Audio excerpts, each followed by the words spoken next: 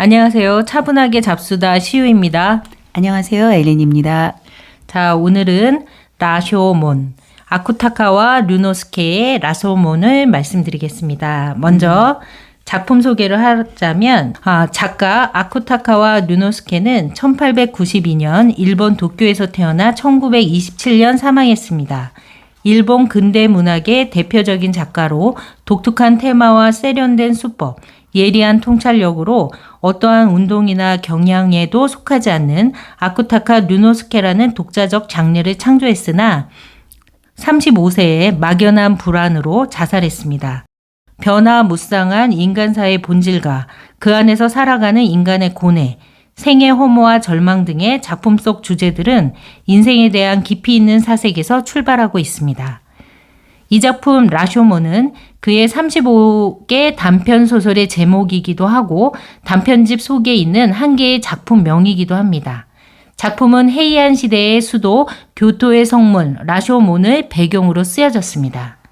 주인에게 해고당한 하인과 죽은 여자와 노파의 이야기를 담고 있습니다. 책 재밌게 읽으셨어요? 뭐 너무 짧아서 그렇죠. 너무 짧죠? 단편소설? 재밌다기보다는 그냥 현실? 네, 현실? 그냥 팩트를 알려주는 그냥 책이었던 것 같아요. 그 당시에 그냥 분위기? 기괴하지 않았나요? 분위기가? 글쎄요.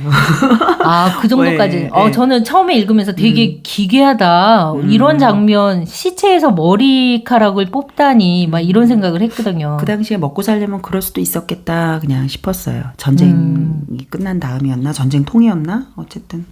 그래서 오히려 도리언 그레이의 초상 이런 것들이 이렇게 이상하다. 분위기가 좀 오싹하다. 이런 느낌이 들고 이런 거는 그냥 되게 현실적인 이해할 것 수 같아요. 있는? 네, 이해할 수 있는 내용이었던 것 하기야 같아요. 전시라든가 아니면 어려운 상황 속에서는 충분히 여러 가지 일들이 발생할 수 있겠죠. 그렇죠. 그래서 이런 걸 보면서 그런 생각을 할 것 같아요. 어린 친구들이 읽다 보면 윤리는 뭐지? 도덕은 뭐지? 그렇죠. 이런 식으로 너도 그랬으니까 나도 그래도 되겠다. 이렇게 된다면 뭐 윤리나 도덕 이런 거는 뭐 아무것도 아니게 되겠구나. 결국엔 정의란 무엇인가처럼 그냥 여기 이래도 되고 저래도 되는 어떤 기준선이 없는 그렇게 생각할 수도 있겠구나. 그렇죠. 잘못 생각하면. 하인이 처음에는 그 도둑질을 하고 살아야 하나에 대해서 굉장히 갈등을 하잖아요. 네. 그래서 거기 그게 나오잖아요. 굶어 죽느냐, 도둑질을 하느냐 하는 문제를 새로 끄집어낸다면 그는 아마 아무 미련 없이 굶어 죽는 쪽을 선택했을 것이다. 처음에는 여기에 더 마음에 어떤 그 마음을 그쪽에다 두었다면 이 노인들 노파를 만난 다음으로는 뭐 나도 어때 이렇게 그렇죠. 된 거잖아요. 그러니까 어떻게 보면 청소년들이 잘못 읽으면 잘못 해석할 수도 있을 것 같아요. 하지만 이게 또 현실이라는 점이 있는 거죠. 그래서 저는 여기에 그냥 뭐 다른 거를 논하기 전에 재미있는 부분이 있어서 강한 호기심이 이 사나이의 후각을 마비시킨 것이다.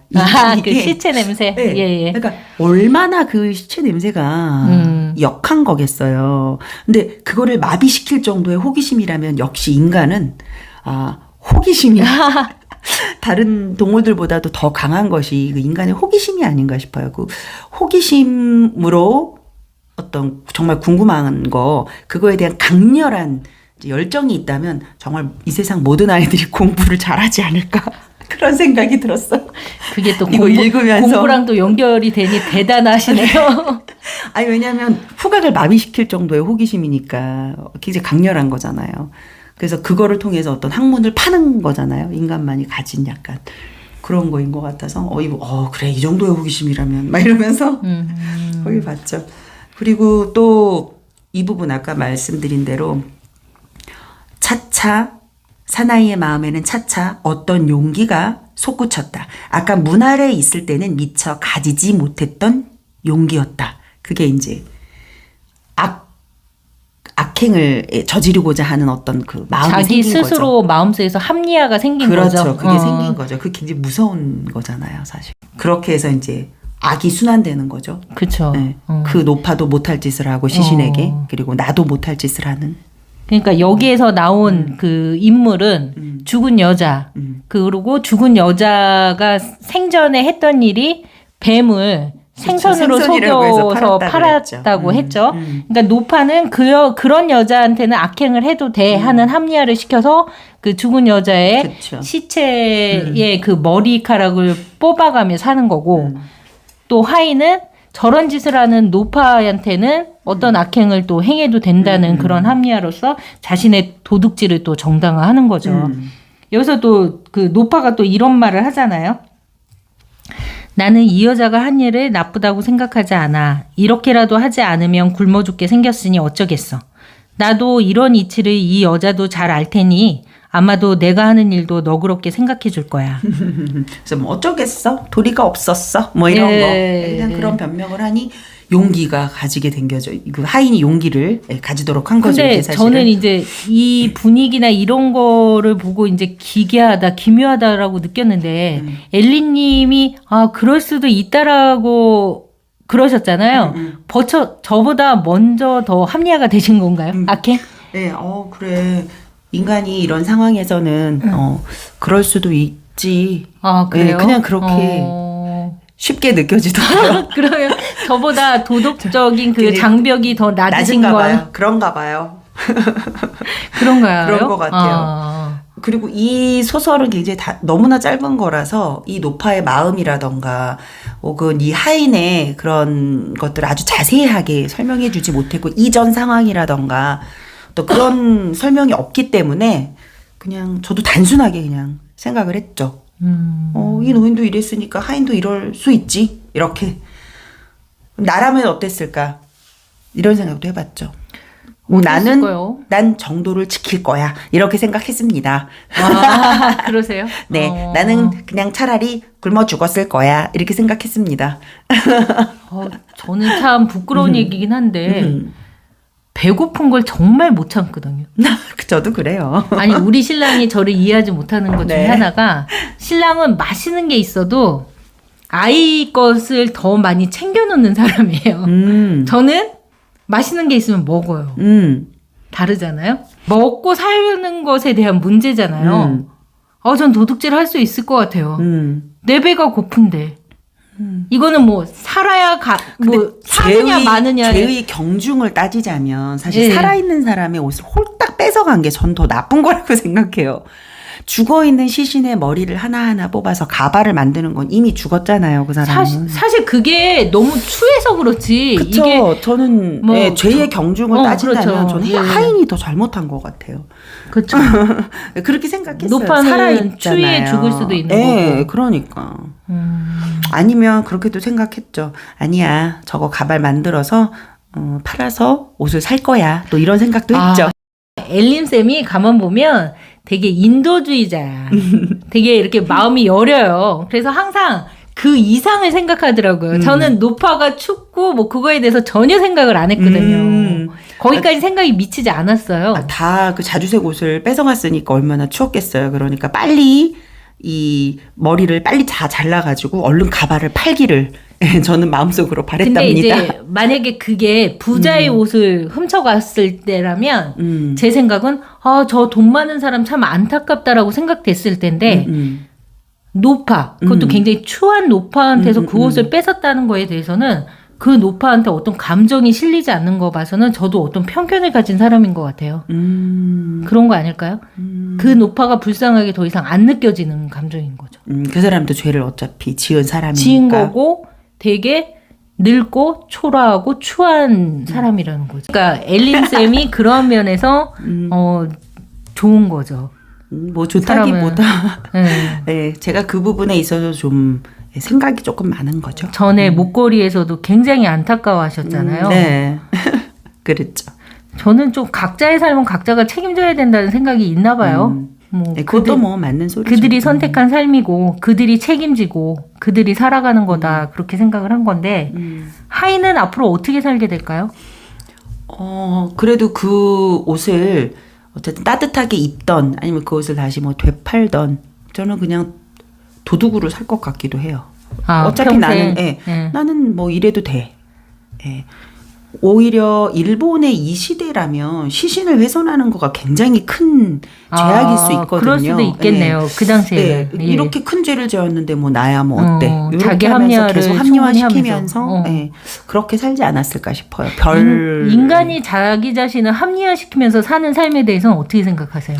그거는 뭐 필요하기지 않나요? 살기 위해서 어쩔 수 없이 네. 합리화를 그리고 시켜야 나의 된다. 심리나 내 마음을 좀 편안하게 하기 위해서 합리화시켜서 사는 건 어쩔 수 없는 것 같아요. 네. 인간이 그냥 살아가는 일반적인 모습 아닐까요? 그렇겠죠. 그래야지 심리학적으로도 마음이 편안해지겠고. 그러니까 뭐가 좋다 나쁘다를 판단하기 이전에 그냥 살아가기 위한 필요악인 것 같아요. 자기 합리화는. 근데 그거가 뭐 경중을 따지기엔 어렵죠. 이게 남한테 피해를 끼치지 않는 상황에서 나를 합리화시키는 거는 괜찮지만 큰 피해를 끼치면서까지 합리화시키는 건 그거는 죄죠, 죄. 그렇게 생각해요. 그렇다면 여기서 라쇼몬에서 이 작가가 보여주고자 하는 그 악의 고리나 그 연결은 다소 약하지 않았나도 싶어요. 네. 그래서 아마 이거를 좀 장편 소설로 이렇게 썼으면 아마 우리가 더 이해를 잘했을 텐데 이게 너무 짧은 소설로 나와서 그래서 그냥 요 정도밖에 묘사가 못 된 거 아닌가. 아니 엘린 님도 생각하시기에 이게 납득할 만한 정도의 악행이었던 거잖아요. 사실 굶어 죽고 힘들어하는 상황에서 이 정도는 사람들이 할 수 있는 일인데 이걸 굉장한 악의 연결에 고리고 막 그렇게까지 생각하기에는 좀 우리한테 강하게 안 다가오는 어필이 것도 안 있죠. 되죠. 예. 그러니까 아마 류노스케 이 작가님은 이거를 그 당시에 쓰실 때 아마 이게 굉장한 이런 식으로 악의 고리가 계속 형성될 수 있다. 그러니 뭐 각별히 조심해라라든가 각성해라라 뭐 이런 이야기를 해주고 싶었던 건지 아니면 인간은 원래 그냥 이런 존재야. 그러니까 쉽게 도덕의 경계가 무너지는 무너질 수 존재다. 있어. 그러니까 너희들 좀 조심해. 뭐 그렇게 알려주고 어쩔 수 없는 싶기도. 인간의 네. 한계를 보여주는 작품일 수도 네, 있겠네요. 있는 거죠. 네.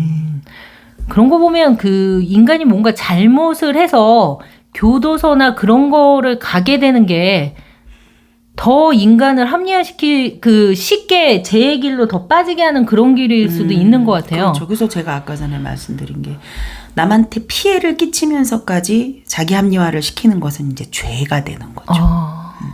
그러면 노인은 죄가 아닌데 결국 하인은 죄를 범한 게 되는 거예요? 제가 그래서 아까 그 경중으로 따지자면 그게 큰 거라고 생각하는 거죠. 뭐 어떤 사람은 그렇지 않을 수도 있죠. 어떤 굉장히 뭐 유교적인 그런 사상을 갖고 있는 사람은 그 시신의 어떤 그걸 훼손시키는 거 일부분이 굉장히 큰 죄다라고 생각할 수도 있죠. 근데 제 입장에서는 산 사람의 것을 빼앗아가는 것이 더 죄라고 생각을 하죠. 제 입장에선. 네. 이 류노스케 이 소설이 원래 라쇼몬이라는 그 단편집 전체 제목도 라쇼몬이고 오늘 우리가 얘기했던 라쇼몬도 작품명이 하나잖아요. 저는 라쇼몬 이거를 잘못 쓴 줄 알았어요. 진짜 프랑스 두 가지로 건 줄 알았어요. 얘기하더라고요. 라쇼몬. 누구는 라쇼몽으로도 또 얘기하더라고요. 근데 이 안에 덤불숲이라는 작품이 있는데 이 작품도 되게 이렇게 얘기할 거리가 좀 많은 작품인 것 같아요. 나중에 시간이 되면 덤불숲. 예, 네. 그거에 대해서 이게 일본에서 라쇼몽이라는 영화로 만들어졌는데 이 단편 소설 집에서 덤불숲하고 라쇼몬 두 개를 이제 해갖고 만든 영화라고 하더라고요. 네. 영화로 되게 있으면 영화로 보게 되면 좀 더 우리가 좀 깊이 있게 생각해 볼 수 있겠네요. 이 리노스케 작가님의 그 어떤 예, 세상을. 영화가 상당히 잘 됐다고 하더라고요. 예, 한번 기회가 되면 보면 좋을 것 같아요. 한번 보겠습니다. 네. 자, 오늘은 이만 하고 다음 기회에 뵙겠습니다. 네. 안녕히 계세요.